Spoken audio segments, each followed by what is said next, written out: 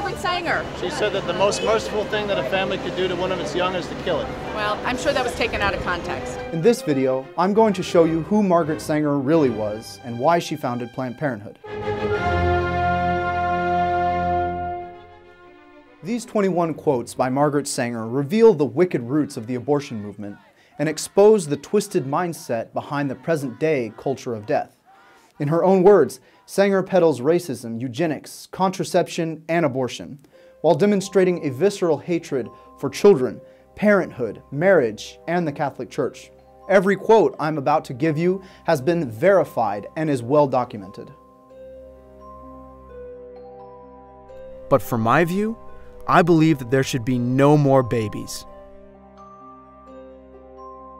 The most merciful thing that the large family does to one of its infant members is to kill it. We don't want the word to go out that we want to exterminate the Negro population. I accepted an invitation to talk to the women's branch of the Ku Klux Klan. I was escorted to the platform, was introduced, and began to speak.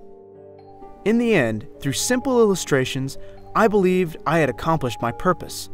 A dozen invitations to speak to similar groups were proffered. Do you believe there is such a thing as sin?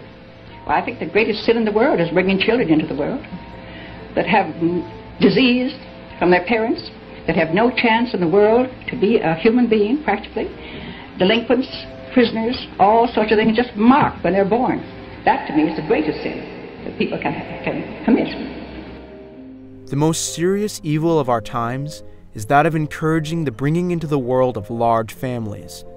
The most immoral practice of the day is breeding too many children. Eugenics without birth control seems to us a house builded upon the sands. It is at the mercy of the rising stream of the unfit.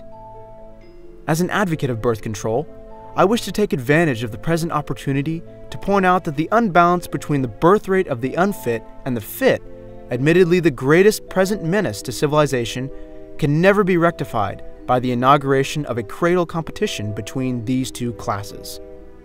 The most urgent problem today is how to limit and discourage the overfertility of the mentally and physically defective.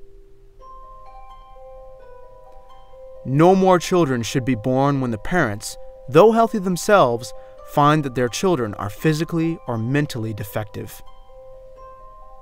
A marriage license shall in itself give husband and wife only the right to a common household and not the right to parenthood. No woman shall have the legal right to bear a child, and no man shall have the right to become a father without a permit for parenthood.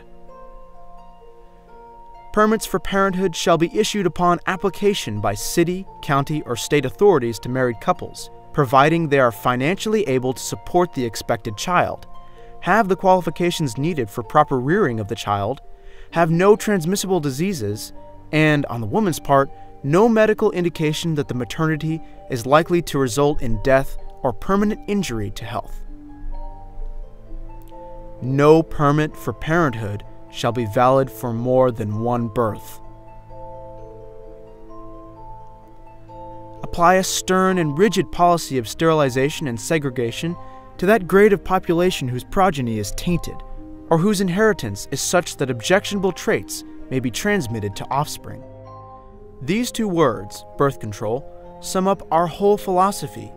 It means the release and cultivation of the better elements in our society, and the gradual suppression, elimination, and eventual extinction of defective stocks, those human weeds which threaten the blooming of the finest flowers of American civilization. Organized charity itself is the symptom of a malignant social disease. My own position is that the Catholic doctrine is illogical, not in accord with science, and definitely against social welfare and race improvement.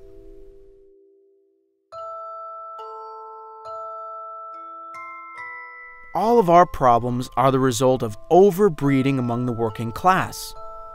Knowledge of birth control is essentially moral. Its general, though prudent practice must lead to a higher individuality and ultimately to a cleaner race. Feeble-mindedness perpetuates itself from the ranks of those who are blandly indifferent to their racial responsibilities. And it is largely this type of humanity we are now drawing upon to populate our world for the generations to come. In this orgy of multiplying and replenishing the earth, this type is pari passu multiplying and perpetuating those direst evils in which we must, if civilization is to survive, extirpate by the very roots.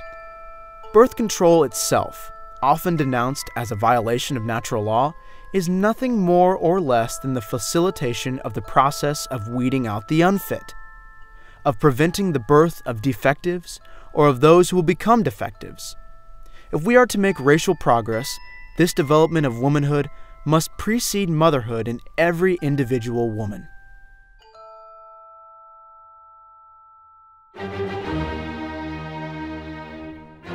It's so irritating.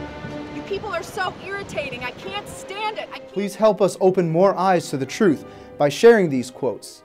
America will only turn back to God when the abortion agenda is fully rejected in our culture. Thanks for watching, and God bless.